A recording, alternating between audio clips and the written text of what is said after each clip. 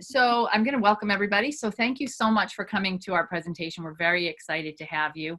I want to, well, you all saw Dr. Sullivan, but I'll have him give a quick wave for introduction purposes.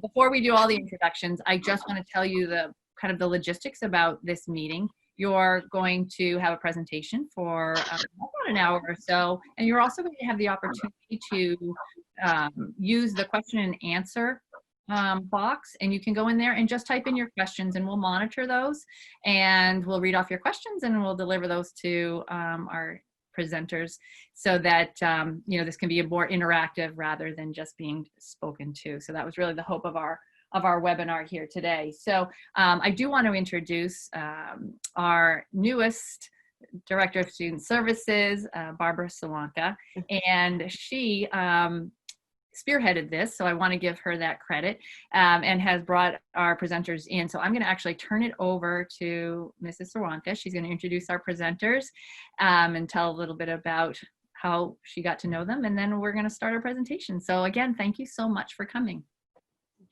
So hi everyone, welcome. Very glad to have all of you here and to be meeting you virtually. Some of you I know I've spoken to, but it's a pleasure to continue to kind of grow the Cohasset family and meet them here. As coming in as the Director of Student Services, I have to tell you that one of my strong passions is social emotional learning. Dr. Bonato, a child psychiatrist, and Dr. Plummer, a child psychologist, and I have worked together for more years than I care to share with you.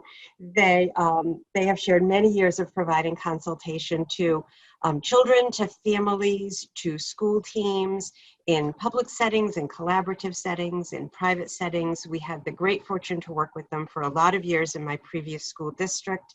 And as we roll out in this COVID-19 world, I was just thrilled to be able to bring them here to Cohasset, to have Dr. Sullivan and Dr. Scollins welcome them here to do some work with our families, some work a little bit in the upcoming weeks with our staff, and kind of really give us some insights in terms of our children's social emotional needs and development, and how we can support them in this, ourselves and each other as well, in this just untenable and unprecedented situation that we find ourselves in.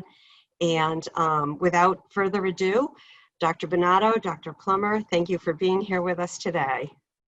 Great, thank you. Thank you all. Dr. Scollins, Dr. Sullivan, Mrs. Sawanka, we're pleased to be a part of this, and also to be able to join you folks in Cohasset. It feels really, it's kind of weird times to be able to say that, as if, you know, I'm sitting here in another part of the state. Dr. Bonato's sitting in our office, and yet we're doing this simultaneously. I guess so. Steve, we'll go back and forth, and in terms of, you know, our thoughts on this. And as Dr. Bonato and I talked ahead of time a couple days ago, we'd like questions and answers, and that's in Zoom formats. Sometimes when one person is talking or two people, others, it's hard to interact, but the question and answer format works really well when I'm a participant. So we'd like to encourage people to do that, specific questions, and then, you know, Barbara or Dr. Scollins or somebody could field those. I'll share a couple thoughts, and then I'll turn it over to Dr. Bonato, if that's okay with you, Steve. Sure. And we're in pretty good agreement on this, Steve and I, that we're both parents, and I'm a recent grandparent. And we practice obviously specializing in children, and are firm believers, both philosophically and clinically, that kids are incredibly resilient. So it's maybe hard to see in the midst of something like this, and we tend to focus on deficits, diagnoses, problem behaviors, things that aren't working out well the way that. But our belief is that the majority of kids will come back to school. Now that's whether the virus aside, in terms of acquisition of symptoms or not, we're not here to comment on that. But in terms of their ability to come back, the in-person in some hybrid or regular format. Their willingness to do that. And we've been on Zoom meetings with countless families over the past several months. The kids are mostly eager to do that. There's a minority that are not. They're quite comfortable at home. They tend to be very anxious. Their routines are restricted, and those will be the ones that will be harder to budge.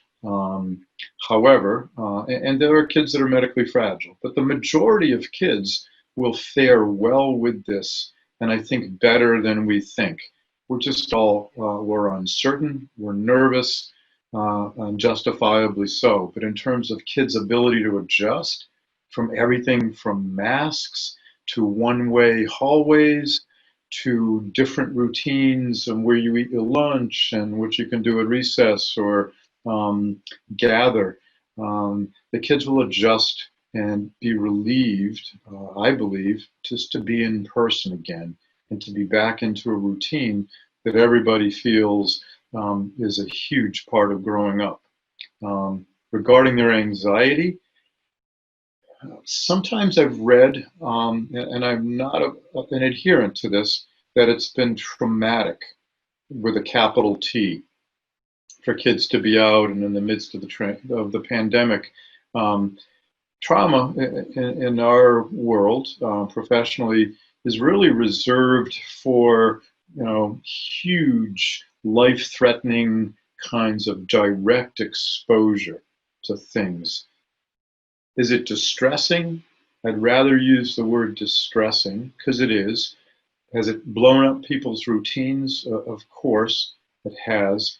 But the idea that kids will be riddled with anxiety when they come back, I think as we deal with anxiety, once we face the thing that we've been worried about, it becomes easier, the experience of it rather than the talking about it. So that part, I think, will mitigate kids' anxiety. As we roll this out, they will figure out things as we do and how to adjust to it. And so I'm optimistic about that. I do feel it's really hard to educate kids virtually, and everybody, parents and teachers, are trying hard. I see that. It's painful sometimes to watch just how hard that is to do. And for kids, most of them just don't do as well with that. So with that having been said, I'm optimistic. I feel like we'll find a way to support kids, but I don't believe once they're in the routine again for whatever you're going to work out, that there will be significant amounts of anxiety. The ones who are anxious will work with and reach out to, or they'll connect with your staff. They'll let you know as parents. The ones who are not will listen carefully to see what they have to say as they're on this new journey. So, Dr. Bonato, I turn it over. Yeah, I appreciate those comments, Barry. I agree. There's a lot of shock absorbency in kids. They I think, tend to take things as it comes. And I agree that when they do get back, they'll just kind of pick up and go along with getting back in a regular kind of academic routine. The father of a couple little ones, I do worry about their socialization opportunities, which are obviously diminished somewhat, but I think this is the way it is. And they'll pick up and get along just fine. I don't see this for most kids as a traumatic experience. Yeah, distressful, maybe stressful, and that a lot depends upon how the parents are obviously coping with all the increased demands that they're facing, being not only a caretaker and a homemaker and perhaps an employee and a partner, but now also taking on some of the responsibility of being an educator, at least supervising the education and making sure that things, homework gets done and kind of monitoring all of that, and oftentimes having to be there with them to make sure that's happening. So I think a lot of their response is going to also be dependent on, how parents are managing all those stresses. And I would invite the audience to also ask questions about how parents can be supported as well. I know this is around supporting kids, but there's things that parents can do to kind of enhance their capacities to cope and to make themselves to replenish themselves and to be more available and supportive to their kids, because, they're going to take their cues from you, the parents mostly. Yeah, I don't know where we want to open it up for questions now or some general comments. I mean, I think the virus situation does pose a lot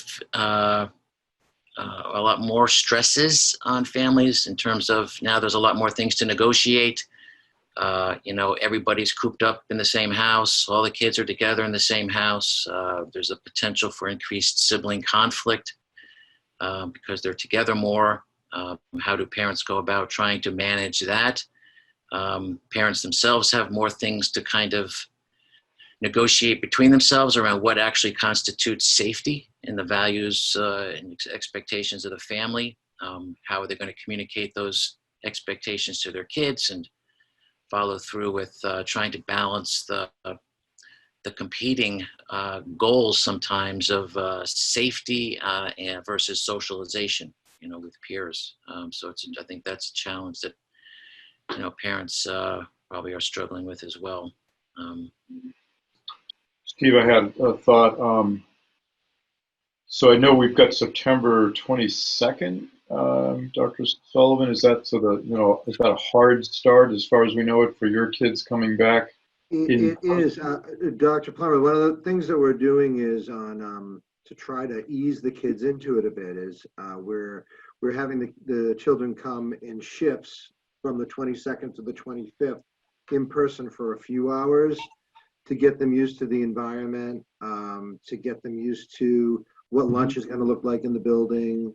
To those who are riding the bus, we'll be able to kind of a soft start in that regard. And of course, as we have our staff for 10 days beforehand, actually a little bit more if you tack on the professional development a couple of days, we are going to have them really ready to work through the protocols with the kids in terms of social distancing. And but as you said, I feel like they're resilient. But to answer your question, it's a hard start date, but we're hoping it's not a hard start. We're hoping it's more of a kind of a gradual introduction for the kids.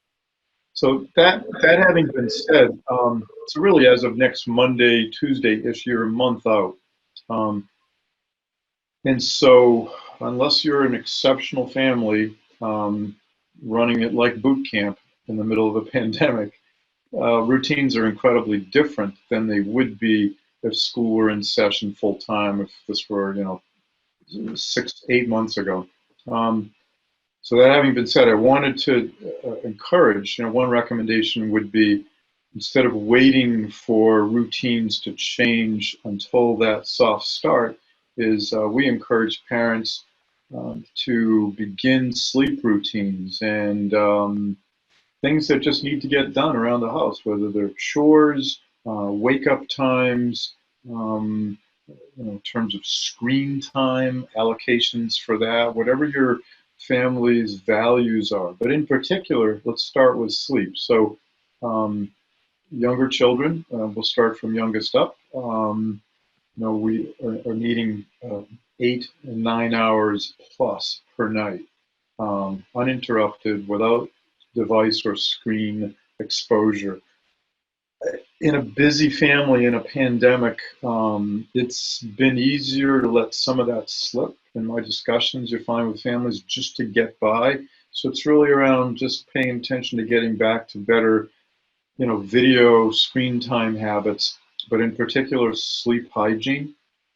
And in particular, as we get in toward adolescence, the ability to encourage their bedtimes, which are naturally going to be later because of their biology, but also their preference, and getting that toward a semblance of what it needs to be for the school start, and giving yourself some weeks ahead to ease into it. The second thing is just beginning to listen to their concerns. I know as a parent sometimes talking to my kids where, I'd hear them talk like, it's like, okay, don't talk to me like you're the psychologist, Dad.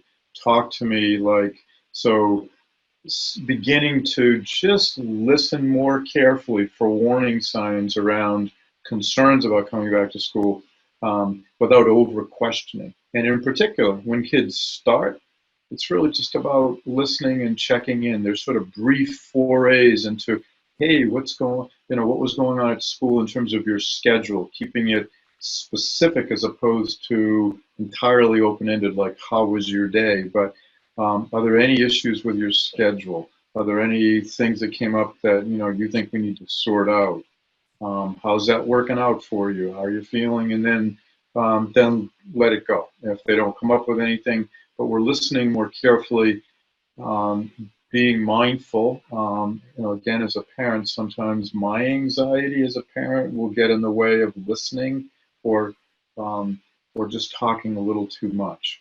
So that those are some initial get started kind of suggestions, which are different than what we're doing now.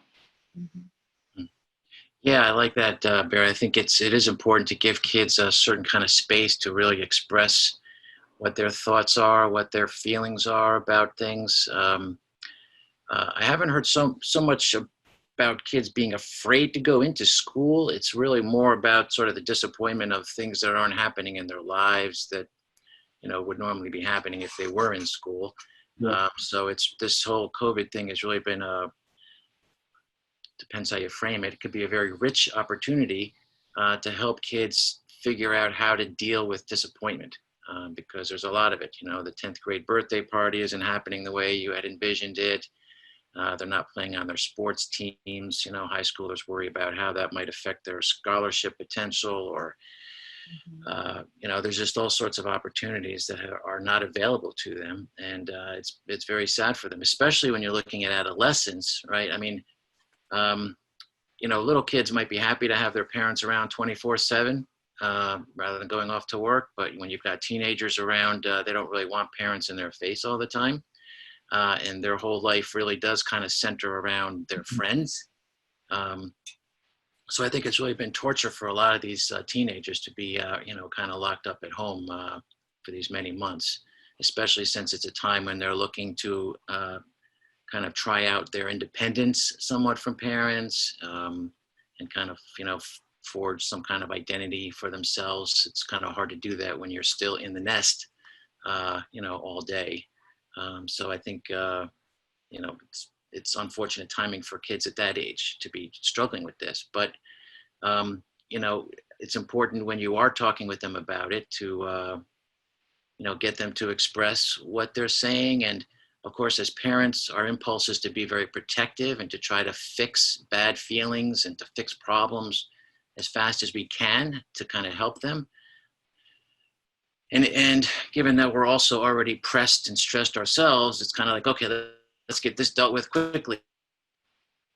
Wow. And if we just kind of take 5 deep breaths, and just say, okay, I'm going to be with my child now around their expression of what their trouble is, and invite them to talk more about it before we kind of step in with our own ideas and thoughts, because, it might be not all that we think it is. They might be upset about not being able to play a sport or go to a prom or whatever, but it might not be the whole general experience of it. It might be some particular aspect of it that they value most and therefore are disappointed about losing.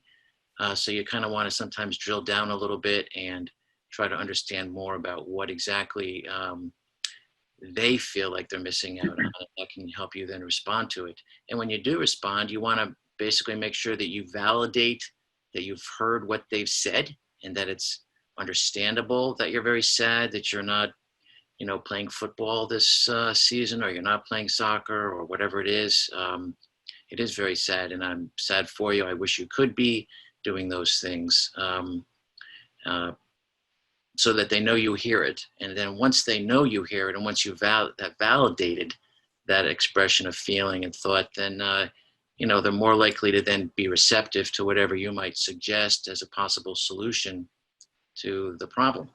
There might be some compromise around it, and how you go about trying to manage that. And sometimes you can't make it better in any way because it is what it is. Steve, that's a good point. I mean, so this may sound really basic and all together just too shrinkish and clinical. Apologize for that. No, it However, doesn't. sometimes Steve and I go right to the basics, which would be check your own distress in reaction at the door, and as you're taking the breaths that Steve asked. And then if our first response is a door opener as opposed to a door closer, it would sound something like this. You're validating Steve, but it could also just be something as, I get it. Seems like you're very upset. I can tell you're really angry. It's kind of like, okay, no kidding, Dad, but you're saying it is a door opener. And then what follows that sometimes might be just listening and not fixing.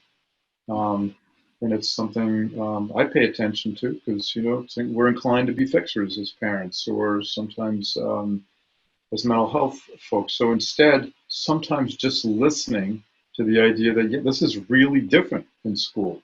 And you're not going to be able to do some of those same things. I hear you.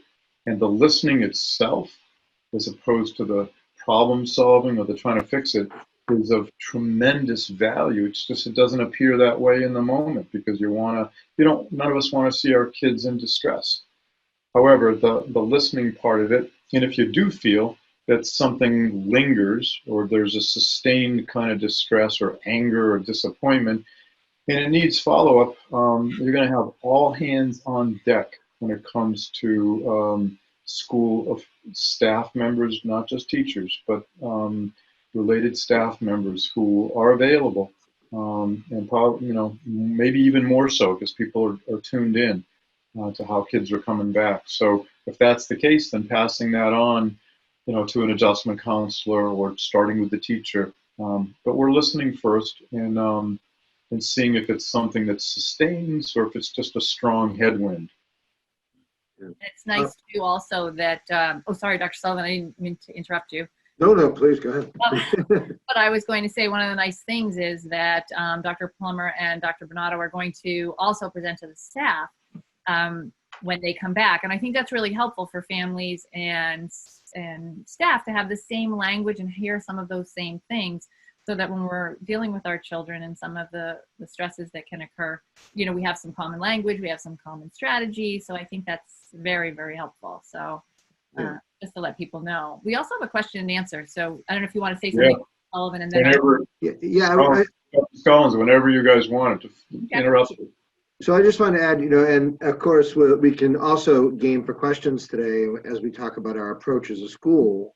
We're really looking at following CASEL, which is the Collaborative of Academic, Social, Emotional Learning, their sort of guidance in how we operationalize helping kids socially, emotionally, taking time to deepen the relationships, designing opportunities where adults can reconnect with kids, creating supportive environments, and using data, as we always try to do, in trying to dipstick and see where kids are and keep that open and transparent communication. So we can definitely talk about some more specifics if people have questions about that, but I think we do have a question here. I don't know if we want to read it. I have a couple of questions too I want to ask as a parent. So after this, I have a question. Let's do it. I think it gets more interesting. We're not just droning on. So who wants to handle the question? Do you want to read it, Barbara or Leslie? I'm going to be the question reader. So Okay. Barbara and I kind of worked out our little shtick today. So I tend to be a Zoom hog, so I'm going to back off and let you guys handle it. So here's our question, and thank you so much for sending in the question. I have a 9th grader who has a lot of anxiety on a normal day. She really struggled in the spring, was stressed out with the amount of emails, Google Classroom information, etc. It was too overwhelming for her to deal with. The only way to help with her stress was her hiding in her closet for hours on end. I am really worried about her spending 3 days home doing remote learning. At the end of school in the spring, she really lost her motivation and was very uncomfortable showing her face on Zoom calls. I felt like I never said the right things to make her feel better or to motivate her to get her homework done. She is just showing signs of excitement about her schedule and seeing friends, but I know it will not be what she thinks the start of school will really look like. She is also showing signs of anxiety about starting 9th grade in the high school and no orientation and not meeting the teachers in advance. That's a Well, okay. I mean, I guess so. Dr. Bernardo, when I started, our preface was that the majority of kids, but there are going to be kids who are vulnerable going into this in terms of, and those numbers have gone up in the last 5 years just dramatically. The epidemiology of anxiety in kids has been a steady increase. But she sounds like we're going to want to, a couple of things would just come to mind, and in terms of just alerting staff ahead of time, if you, as a parent, are comfortable with that, that some kids are just going to need a little more shepherding and nurturing through the process, if not just maybe more direct check-ins and reach-outs virtually, is one thought. And then the other is, it's kind of, and my thought, and this is the metaphor, please don't take this the wrong way, but if you had a low-grade temp, after a while, we would probably want to see what was going on. And in the same token, I see anxiety that persists in the face of these kind of things. Not just a pandemic anxiety, but just a pretty anxious girl who, that's just, part of her biology, and that we need to support outside of school with some telehealth. The good news is that's very available now. In terms of getting local providers through American Psychological Association, Psychology Today, American Academy of Child Psychiatry. But Psychology Today is really user-friendly, and you don't have to worry about driving there. But supporting both in school, not just at home, and then possibly, if it looks like some outside focused cognitive behavioral help, which can be of tremendous benefit, especially for smart adolescents. Yeah, Yeah, I was just going to say, Doctor, just for this parent, just from an operational standpoint, we are having only ninth graders at the high school come in on the 22nd. So that'll be hopefully comforting as she gets that orientation with her classmates. And then remember, we have some fantastic guidance counselors who work over the summer.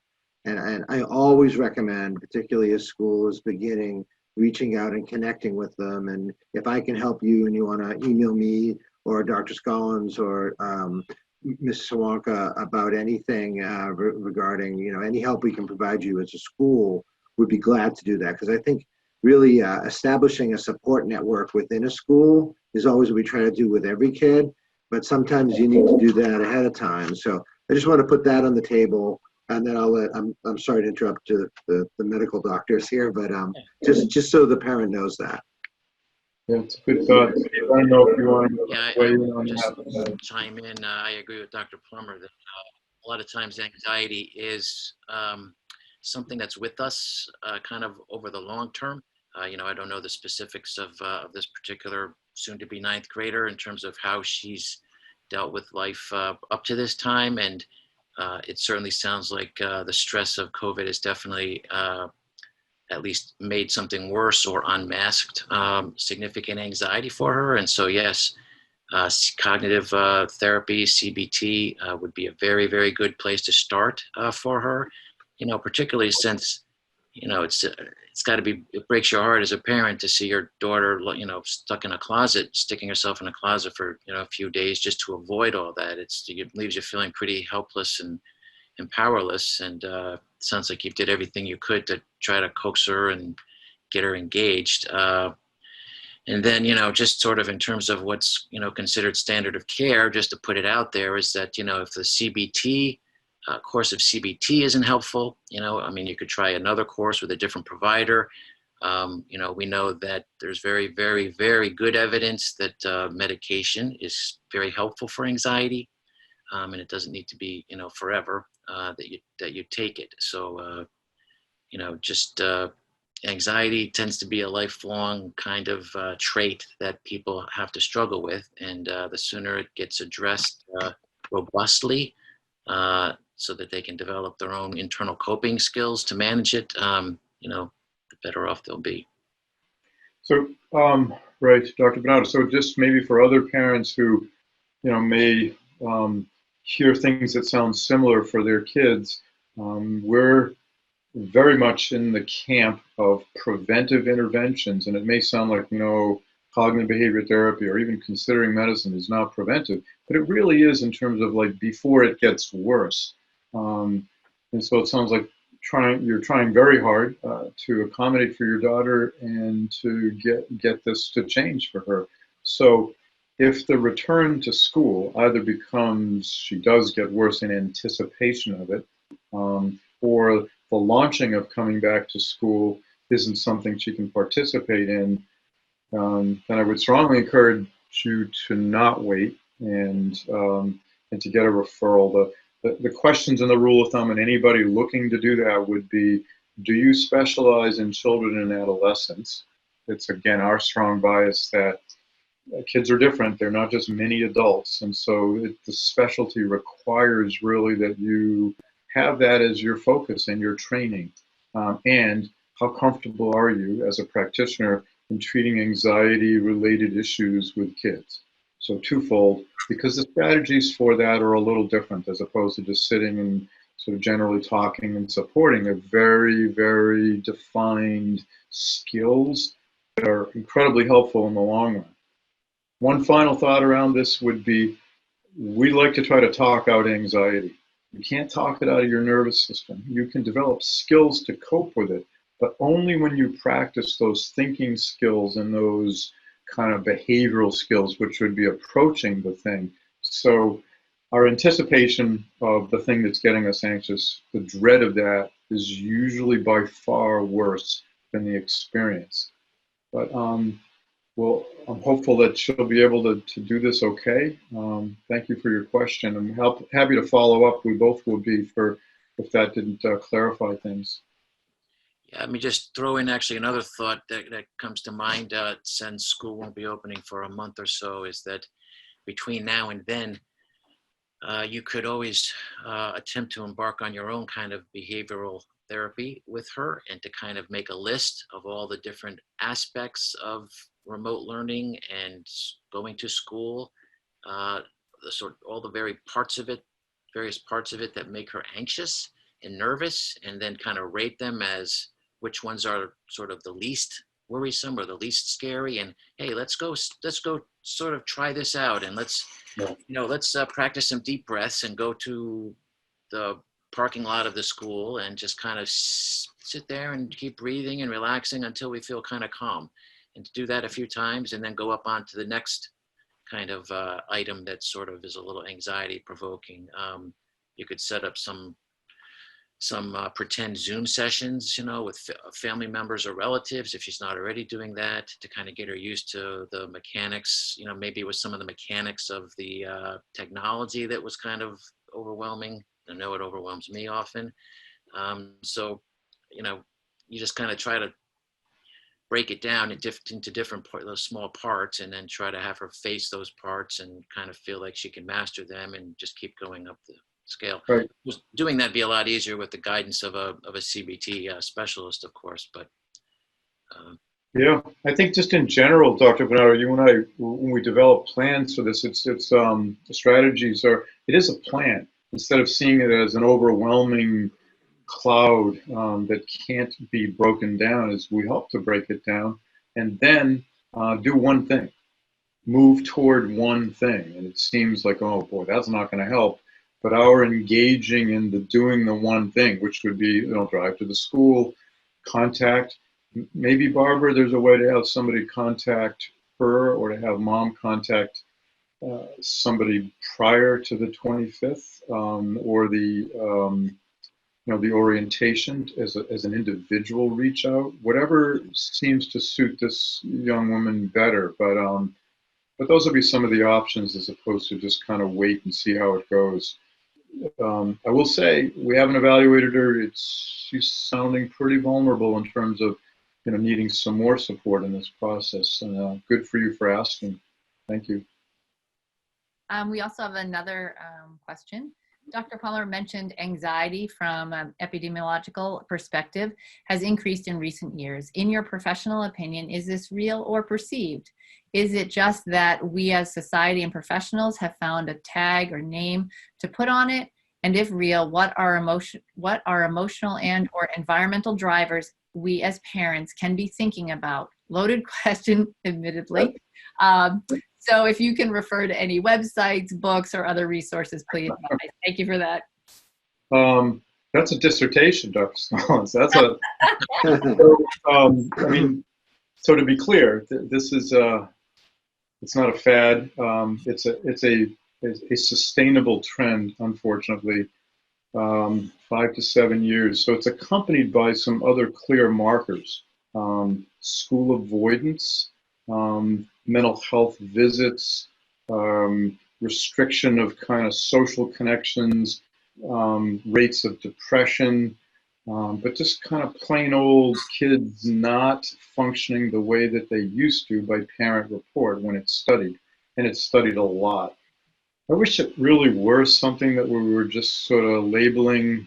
Our labels are the same in terms of those kind of core anxiety symptoms, and they include a variety of things from anticipatory dread to physiological markers to just behavior that is off your baseline, not doing things that you would normally be doing or getting enjoyment. And probably the most concerning of all this is that our suicide rates in the cohort, kids from 15 to 24, have steadily increased over that same time frame, maybe a little longer. So the identifying, so it's it's more than kind of us labeling it in a certain way, although we've gotten better at it, and I think we are clearly more tuned into it. We have kids who are casualties for the following reasons. There are social media reasons for it that have to do with things being instantaneously available to you. Let's say you're a 12-year-old girl and you receive some feedback about what you said, during a school day or afterwards on social media. The feedback is sometimes harsh, and it's abrupt, and it's sometimes too numerous to count. Meaning, like in the day, you might have heard from one or two of your close friends. It even goes beyond texting because it creates sort of barrage. And there's no way to buffer it. Sometimes parents aren't aware of it, and kids are feeling very much alone. Social media also contributes to just, sort of kids presenting themselves in their best light. How you look, what you did, who likes you.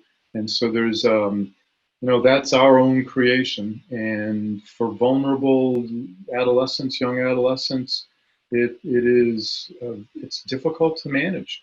But that's what kids are telling us. And so that's very real. What's also real is our parents' distress over a variety of different things, and that's national trends in terms of just being able to. Kids are more disenfranchised.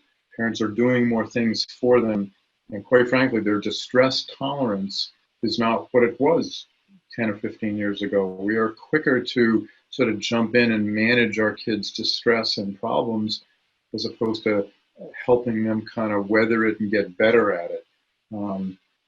So that's kind of a clinical academic answer. It's I feel very strongly about early intervention for this with practical skills, with getting kids back in the game, if you will, both socially and activity-wise and school-wise, and then letting them kind of do it on their own, but getting them the help they need to get that to happen. So those are some initial thoughts. Steve? Yeah, it is a pretty wide, broad question. I think, I'm not familiar with the epidemiological studies of late, as Dr. Plummer is, but I think we appreciate more the signs of anxiety in kids, and so I think some of it, and this is just my own thought, it's not been validated in the literature, but some of it I think is just people being more attuned to how anxiety manifests in kids.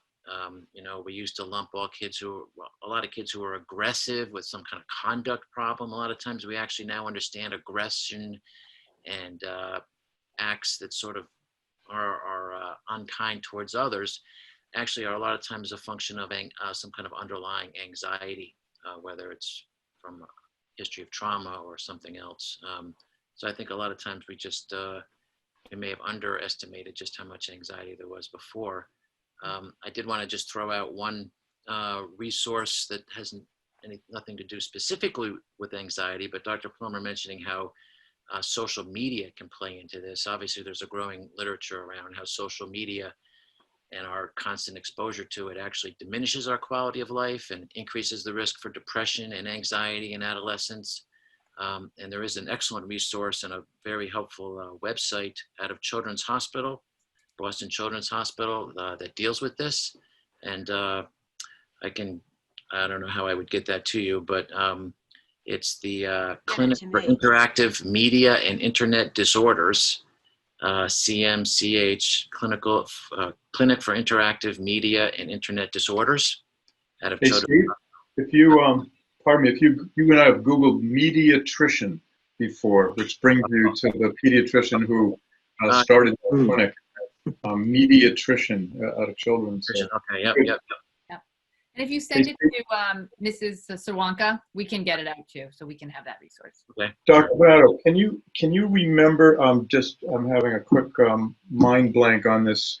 She's a BCBA. She works with a child psychiatrist in the Boston area. Does lots of trainings. She's got a nice book on this that she's written recently. Can you remember? Anybody remember the name of that? And I'll try to think of it over the next hour or so. But that would be a great resource. There is a resource also called the Coping Cat, Dr. Phil Kendall. That's old, tried and true, strategies parents can use to help manage anxiety. The other part around this is it's sort of what we've understood over anxiety over the last 10 years. A lot of it comes from brain imaging, and we know actually how anxiety works. And so huge anxiety, not distress per se, can shut down your thinking part of your brain, your cerebral cortex, quickly. Shut it down, meaning your underlying brain systems, which are older, are much more active than they should be. And it creates an imbalance, and you act more impulsively, more restrictively, and really out of desperation. It takes a short amount of time to become acutely anxious, as you probably all know. We're wired that way.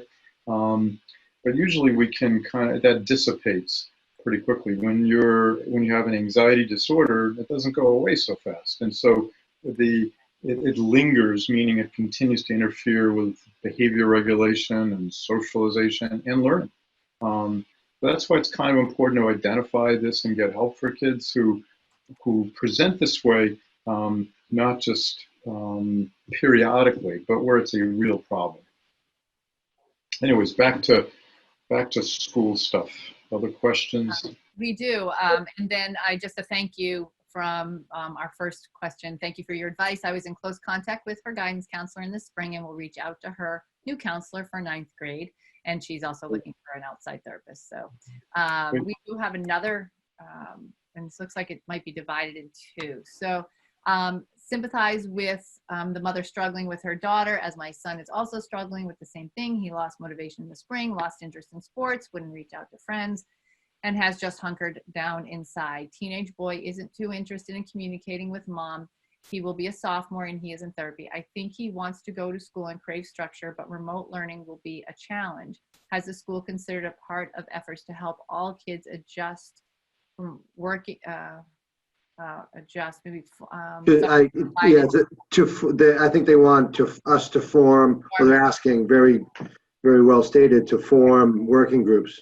Yep, thank you, Dr. Sullivan. So form working groups during school hours to help facilitate discussion for kids to discuss with their peers. I have no problem asking for help, but he isn't going to and will feel more stressed if he is singled out to speak. Barbara, do you want to talk about that at all, or the thought of that? Yeah, absolutely. you know, it's tricky with kids, especially, you know, at that age, I think especially boys. But what we're doing at the secondary level right now, if I can tip my hand a little bit, is that we have a school psychologist at the high school level who is functioning as both someone who is kind of engaged in testing as well as engaged in therapy. And we also have one at the middle school level who kind of wears both hats and does both things. And, you know, as much as, you know, we can kind of cohort kids a bit in this COVID-19 world, even if it's in virtual groups, and kind of be able to get kids to, you know, trust in us as individuals and experts first, and then kind of share in, you know, like-minded groups and things like that. Those are always things that we want to build on. We want to do it very carefully. We want to do it very confidentially. But you know, they really can be very, very supportive. And I know that those professionals at each of those levels are looking very much forward to working together and to building all kinds of processes and programs for kids. If that's a little bit of what you were looking for. That's great. And then just a final thank you both. So it's all Mark Zuckerberg's fault. Only kidding. So I thought that was. No, but it's, I mean, for those of you, so it is not, it can get really out of hand. That's part of it. And then I think there are probably a lot of other factors in there, but the anxiety, there's a difference between sort of being anxious and being distressed and having it be a transient thing and having your baseline change where you're really not as active with other kids and you're not as active with your family or sports or things. And so there's the anxiety part of it. And then I just wanted to also not neglect the idea that we have a lot of kids who over the last several months and adults, they don't fare well in this kind of a situation. If you can think of how, you know, you cope, or we, you know, listened to Michelle Obama a few weeks ago talk about experiencing moderate depression.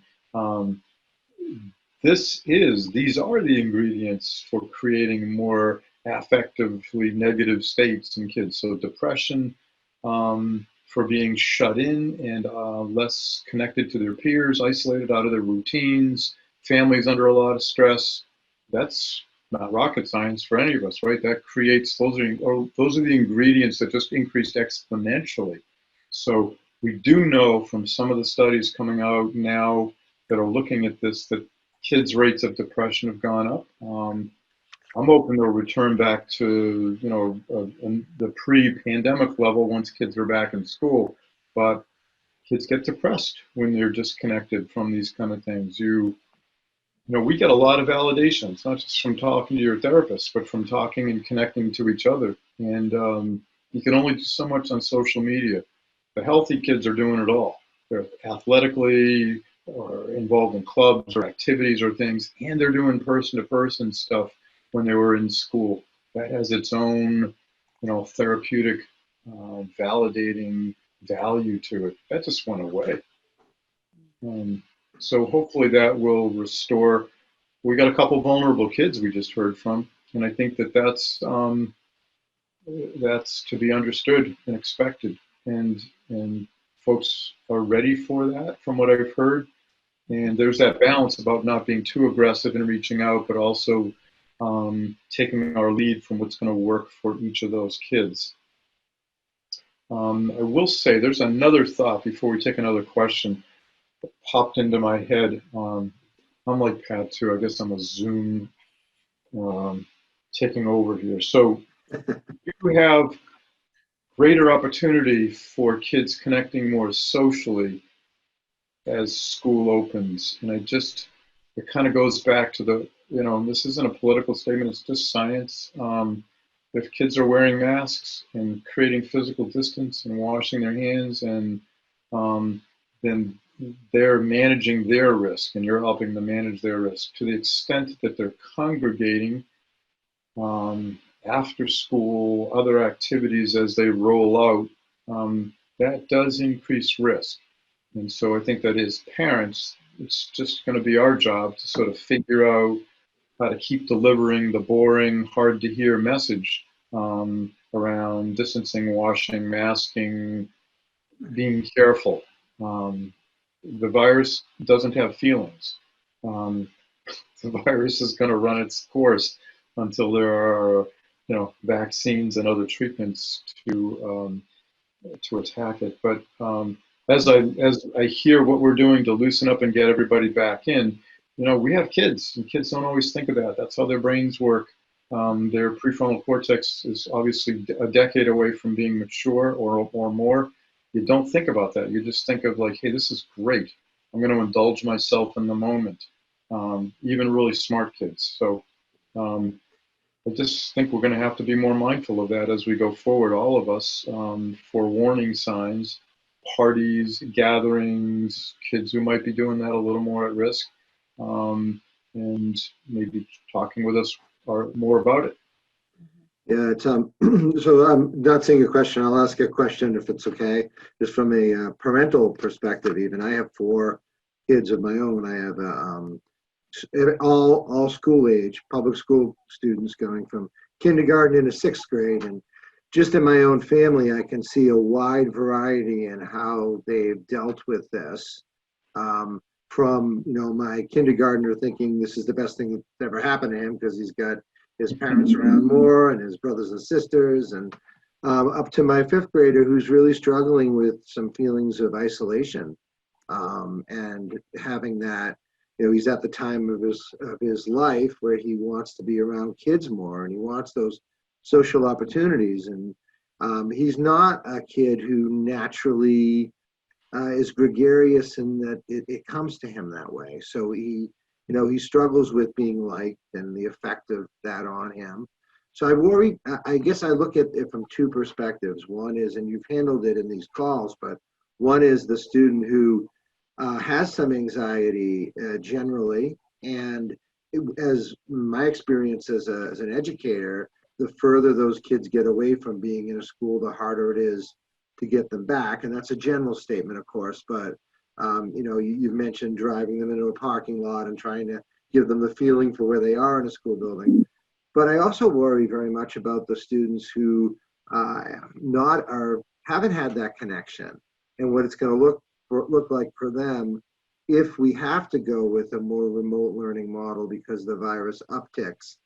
And as you mentioned, we're in a situation as parents where we're trying to keep those kids safe outside of school. So we're entrusting the educators to help them in school to stay socially distanced and safe. And that's what I'm pledging to do while giving them a good educational and social experience. And then outside of school, we're trying to guide them that way. But where does that leave us for a kid like my 5th grader who's really trying to connect, doesn't connect easily, and sees restrictions at every forefront? Are there some things that parents can do that we're not doing, or that maybe we should focus on a little better to make sure? I know you mentioned routines, you mentioned some really good practices, but I think I speak for some parents out there who might be in this boat. Yeah. Want to feel that? Yeah, just a quick thought. Yeah, I mean, it's pretty painful for some kids, and we want to promote that kind of social contact because we know that social support networks with kids and adults actually is a predictor of long-term health. I think with, there are other things you can do to mitigate the risk of transmission. And I think one of them that I don't know that I hear it enough. There's all this focus on masks and washing your hands and 6 feet apart. But I think just being outdoors drastically reduces the risk of transmission because you've just got this, huge volume of air that just disperses the droplets fairly quickly. You still want to stay away 6 feet, but the risk is greatly diminished. So I think if there's any way of connecting with your son's friends' parents and just kind of feeling them out and being very transparent about how you kind of want to approach it, like my son would love to, get together with you guys for a modified kind of play date of sorts.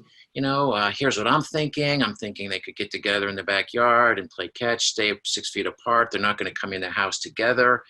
If one has to use the bathroom, they'll come in alone and through, a door that minimizes transport through the house. What do you think? How do you feel about that? And, it's a lot more work to sort of orchestrate the play date, but at least it gets him in contact with some of his friends sooner than later. I don't think we want to wait until the virus evaporates or we all have herd immunity from vaccines or exposure for, us to kind of get kids back in touch with each other. And there's also, of course, Zoom. I've heard of adults having Zoom happy hours together and, kids could have a Zoom play date. I imagine it's not I wouldn't imagine for kids it's a huge amount of fun, but actually I've seen kids do like they'll do the same project together in each of their houses. They may be making a pizza together or doing something, and they're actually just doing the same thing, just in different houses. And they, talk to each other and feels like they're kind of together doing the same thing. Those are my thoughts. Some good ideas. I love the outdoor part of that idea. I think the parallel is with us. If you can think back as adults, are we doing the same thing that we did in May as we are now in terms of our connection to others? And maybe some of you are, but I hear a lot of people, myself included, that are being mindful of having social get-togethers, like on the back deck, on the lawn, outside, going for a walk together, but being distant. So you got a 10-year-old, or you have kids who are, and you can ride your bikes safely. As Steve just said, that's way overhyped if people are riding their bikes with masks on. And while I can't say that there's no chance, the scientists and physicians are pretty clear that, right, the big outdoors does lots, especially if you're staying apart. But you can kick a soccer ball around, play basketball, as long as you're not having the contact part of it, ride your bikes and do things. And we got a few months of that ahead. We're fortunate. It's not December. And that does promote that kind of social connection. We're keeping kids safe physically. We all know that if we got to go back to virtual again, we can try to educate them. And I'm not speaking as an educator as much as I am a clinician. Kids need to be with each other, especially by a certain age where, developmentally you want to be beyond mommy and daddy. You're going to be with your peers. There's just, it's their lifeblood. And so you can't do it all virtually. And so the outdoor piece I would strongly recommend. And if we can orchestrate or give permission for our kids around, hey, here's how we can do that safely. Here are some suggestions, or here I'll help you arrange a play date. We can jumpstart it that way. And maybe as educators, the Cohasset school system can create some of those ideas as and teachers can be promulgating some of that as the year starts without because there are safe ways to do it. We have to let kids know that that's okay too. How to do it outdoors, physically distant, and still have fun. That's really helpful because I just think the benefits of socializing are so important for our kids. I can, my kids in particular, I can just see it. So thank you for that advice. Appreciate it. No, if I could just jump in as a parent, I have to say I'm like way old. My kids are college age, but my 19-year-old who is home from supposed to be going to college in Washington, D.C., had friends over wearing masks outside playing. And the goal that was set up ahead of time was that they were going to play Frisbee and have a picnic. And I mean, Frisbee keeps you distant. They each had their own picnic blankets and they brought their bag lunches and had, the ability to have lunch together. And there's something also about being outside especially at the middle school, high school, college age, when kids tend to kind of isolate inside, that really just brings up all of your levels of everything. She kind of was on a high for a good 2 days after that because of what it really did for her. And the other piece to it too is that, you know, we are all educators and we all care deeply for children. And I know that I am grieving for what she is kind of losing right now from my perspective of how she's not experiencing college or, you know, all of you younger school. But she's not grieving that quite as much as I am. She is just kind of finding the new normal in it. And we are here to kind of create that new normal for your children. And hopefully we will get back someday to what we experience as normal. But with the way our educators, whatever kind of educators they are, whether they're counselors or teachers or ESPs, present that to children, they are going to trust in that and believe in that and run with that a little bit. And you're going to be able to support that as parents, that it is different, but there is good. There is some of that. Thank you. Great. That's very good. We are very, very focused. This is a quick editorial because I couldn't help but thinking of the adults, my mom included, in assisted living. And we're hyper-focused, as we should be, on keeping folks physically safe and sort of in sanitized environments. The huge missing piece around keeping people healthy is the social connection, physical contact. Can't do that. But even the social connection, you can't even visit these folks. With our kids and with pods, we can do that safely. You can have kids, and it does. I would just challenge, you know, the parents that are on there now to say, arrange a social date for your kids. Lay out the ground rules. Hey, you can ride your bikes, but I really don't want you to be like, you know, looking and getting up close and personal. Go shoot the basketball around. We can do that. That's an old-fashioned thing, but we're doing that more.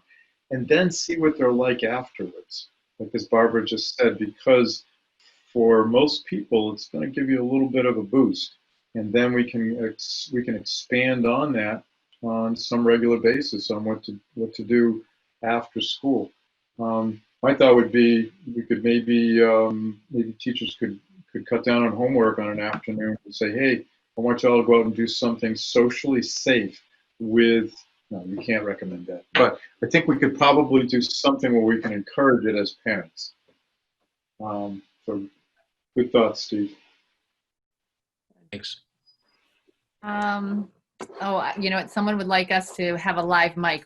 We don't have that capability to be able to do that. So if you do have a question, please, or a comment, please type it in because that's really the only way we can manage it within this system of the Zoom call. It's actually a webinar, which is a little bit different, and that's why you don't have the mic system. We do have a question. This is more really probably Dr. Sullivan around some of the operational things around school.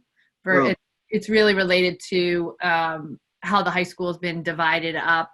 Yeah, I can answer. I'll answer it briefly, just because it's you know, a little off the topic here. But yeah, they're talking about the alphabetical division as opposed to the grade level.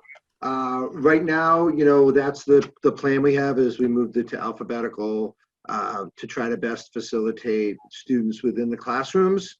At a social distancing rate, and knowing that we're not 100% sure what level of synchronous teaching we're going to be able to provide.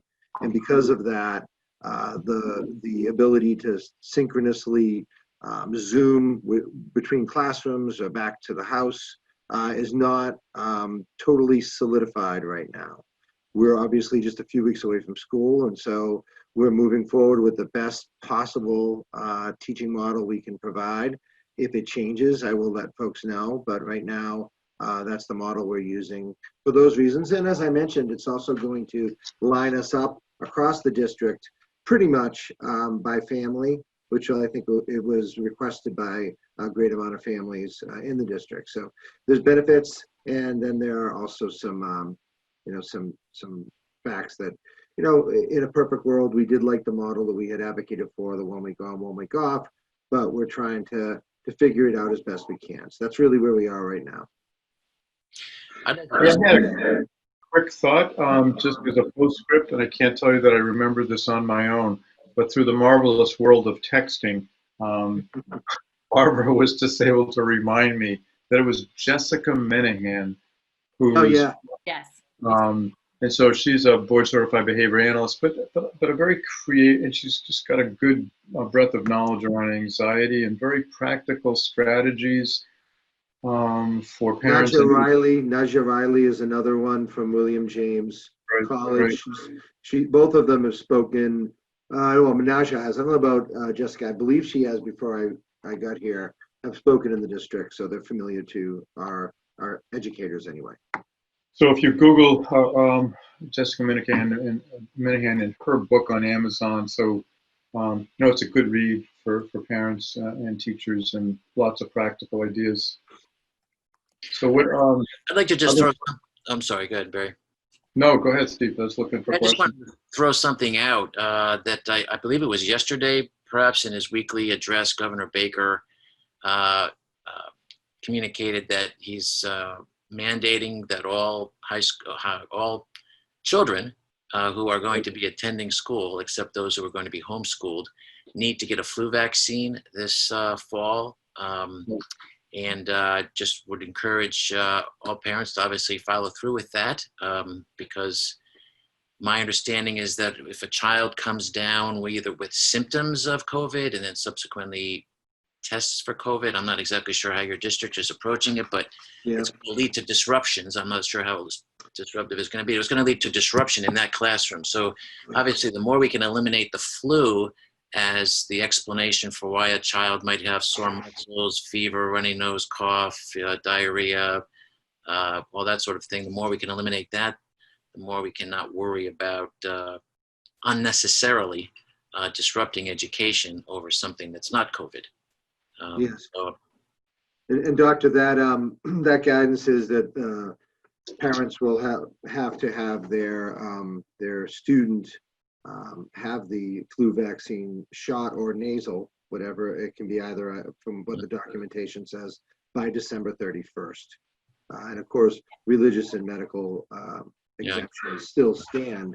And we have very specific protocols set for us for the state when students are, if a student does happen to have, COVID symptoms, if a student happens to be a close contact. The state has just redefined close contact, that it's someone who is within 6 feet for 15 minutes or longer in a sustained fashion. That actually changed some of the requirements around who would be in a classroom a close contact. Before it was, everyone would be a close contact, and now it's not necessarily that. So, and that was guidance that was given to me last night. So that's how, or 2 nights ago. So that's how quickly this is evolving. Moving target in terms of what's defined as a CDC close contact, and it's enough. I would just say in terms of anxiety, it's enough to cause a lot of distress in all of us, because these are very, very uncertain times. Take your pick, politically, economically, job-wise. We're not always the most pleasant to each other. We're just under a lot of stress. Everywhere I go, and I'm on a lot of Zoom meetings with parents, you get to go essentially into their living room like this, and it's heartbreaking sometimes for families with fewer resources. Leslie, I was just wondering something, and maybe I'm pretty good about doing this up front. Maybe you don't want to, but what if we followed up, with another chat just around the time school has opened or just after, which would be just kind of like, or even if you and Dr. Scollins did it, just the two of you as a parent forum, like, how's it going? We're doing this. Any questions? And sort of doing what we're doing now, except we're fast forwarding and just think, okay, now we're into our soft start. What's this? How's it going? What are things that are coming up? Maybe we can get more parents online, and because I think we're going to sort of see the kids that are engaged, and then the kids that are starting to show up as a little more vulnerable. We'll be able to separate those folks out, and maybe that's another time to have a dialogue with parents. And so I don't know, Steve. Yeah, I think that's a good idea. Because, I think the key to success around human relations is really communication. And so when you keep channels of communication open, it just kind of works better. for everybody. And I think people feel better, even if they're not hearing what they want to hear. It just kind of helps mitigate upsets down the road and misunderstandings and assumptions that people have. So yeah, I think that's a great idea. And Steve, I don't know how you feel about this, but we could try to do like a late afternoon, early evening time. Even if it's just like an hour, grab that for parents so that it's a more accessible, pardon me, time for them.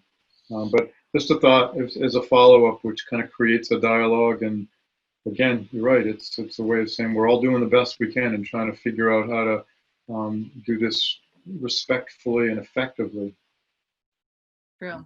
I have a couple of questions. Some of them are a little more school related. And someone is wondering if we could, if the school could promote more group projects as part of the curriculum to increase interaction between students. And we are doing that. And, we do have a lot of project-based learning. So where our teachers having some trainings and learning how to do things in a virtual world and how do you create that. So I think that you'll see some more of that as time goes on in the curriculum when they start, because I do think that's important. I think, even I'm not sure who made the comment about two people making pizza at two different locations, but working on a project together. I think it was you, Dr. Bonanno, and I think that's really great. So thank you for that. Other questions that you think we can field? I'm looking, there's an SAT question. I'll get back to that person because that's more of this. Dr. Plummer's recommendation was a small part of what I wanted to ask or say. I found this very valuable. I know that there are more out there. No one wants to be the parent with that kid feeling like we as parents have failed in some way. The more I open up with friends and family and neighbors on the subject, the more I find we aren't alone. So absolutely, you're not alone. And in the past, I've opened up about the large extended family and my own kids. I will just say that no, absolutely. This is a humbling thing to acknowledge. We're quicker to say, hey, my son broke his leg, or got such and such. No one really wants to wave the banner. My kid has an anxiety disorder, or he got depressed, or she's got OCD. I think there are a lot of very anxious kids beyond just sort of typically developmentally anxious or distressed. That weighs heavily on parents because we bear that silently, where it sometimes causes shame, and it's not like, hey, my kid's got 1600s on their, speaking of SATs, and got into Harvard. It's not the kind of thing you want to acknowledge. I just want to say, unless there's direct abuse involved, and I'm not accusing anybody of that, I'm just saying, unless there's direct abuse or you can identify an absolutely acute precipitous stressor, this stuff happens. And a lot of it is a biological predisposition. Some kids are just more anxious than others. Dr. Bonanno mentioned that earlier. We know more about that now, both from early temperament on, and the circumstances are such that if you are biologically more vulnerable, our environment right now is not your friend. But I hear you loud and clear. I wish there was some way. We can't do this on this kind of a format, but I'll just share with you that that's not something I almost ever would fault a parent for unless there's a direct abuse accusation. You're doing the best you can. I've walked in those shoes myself, and it's incredibly humbling. It is. Any other, because I see we've been here about an hour and 15 minutes, and we kind of thought it would go about this amount of time. So I really like the idea about kind of returning back to this. I think you're absolutely correct that, we need to be doing check-ins. We should be, we do them all the time, and we expect our teachers to do it. We do it. But I think in particular during these times, so very important, because this is so new for all of us. And no matter how much we prepare for our next steps coming back to school, there are going to be things that people are going to want to talk about, or questions they have, or worries and concerns. Being a parent's a really hard job. It's a great job, but it's a hard job. And our own worries, I think you both spoke about that. Our own worries and concerns so often impact our ability to manage what's happening for our kids. So I think the more we can talk about it, the more you feel like you're not alone or isolated, certainly can make us feel a lot better. So I thank you so much, Dr. Plummer and Dr.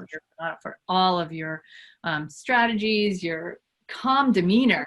I'm very relaxed right now, which is really nice. I wasn't so relaxed this morning with all the things that we have to get done before school starts. So this was very grounding for me. So thank you very much. You're welcome. But on that though, Dr. Scollins, like I think I have to practice this too, is turn off the evening news. Yes. Don't keep CNN or Fox or whatever you watch or streaming on your, create a bit of a bubble from the outside distress for you and your kids. Change it up, do something spontaneous, go outside for a walk, do something crazy to create a connection. We have that opportunity, but also stay hopeful. And in terms of your demeanor, because I am incredibly hopeful. And when you read the science around this, we're going to be okay. There's never been this kind of marshaling of science in terms of people say, oh, we're not going to get a virus. We'll get something, and we'll get a variety of treatments that'll allow us to get through this very differently. So stay hopeful in terms of your language, and also mindful in terms of kind of catching yourself as a parent or as an adult in a funk or in the stress of trying to get this all done, because it's pretty awful trying to juggle it all. Absolutely. So I wish it could be more interactive, but we get the best we can with. Thank you for moderating it this way, and our pleasure to be a part of it. I would just like to add, if I have a minute, to just say that I want to support all the parents in dealing with this kind of stressful time. And, when things get stressful, a lot of times we sort of let our own needs kind of slip by the wayside. And it's really important to remind ourselves that our own self-care is really an investment, not only in ourselves, but our family. Our family's going to do better when we're taking good care of ourselves. So I think that's really important. And as Dr. Plummer touched on very early on, I think it's really important during this time for the parents and for the parents to focus on the kids' attention to kind of the three pillars of good health. Dr. Plummer mentioned sleep earlier, getting good regular sleep, bedtime, getting up the same hours every day pretty much, eating nutritional meals. When we're stressed, we like to kind of pig out on junk food that tastes good, and then we can't stop eating it, which of course is kind of natural, but the more we can curtail that kind of impulse, the better we're going to function. And then also, particularly when kids are confined indoors so much of the time, getting some active physical activity is good for all of us. So you kind of combine those three, and you're kind of taking care of some of the most basic physiological and mental needs that we have. And they support good health. They support academic learning because kids need to kind of get enough rest and eat well and have that physical activity that actually facilitates the frontal parts of their brain to engage in learning. So I would encourage parents to not let those things kind of slip away in the face of the stresses they're dealing with. That's great. Such Thank good you for advice. having me. So thank you so much. Thank you. So I think we'll end our webinar, and I want to thank Dr. Plummer and Dr. Bernardo. Thank you so much. So nice to meet you. I know that Mrs. Wonk already knew you, but I'm so thrilled to meet you. And so thank you so much, everyone. And if anything comes up, please, please reach out to myself, Dr. Sullivan, Mrs. Sirwanka, your principal, guidance counselors. We're here to help, and we know this is difficult, and we want to make this transition back to school as easy as possible for everyone. So thank you so much. Anything else, Mrs. Sirwanka, that you have to say, or? Just wonderful to be with Drs. Bernardo and Plummer again, and wonderful to be with all of the families. That was great. So thank you so much. Thank you, everyone. Thank you, Thanks. folks. Wonderful afternoon. Thank you, For having doctors.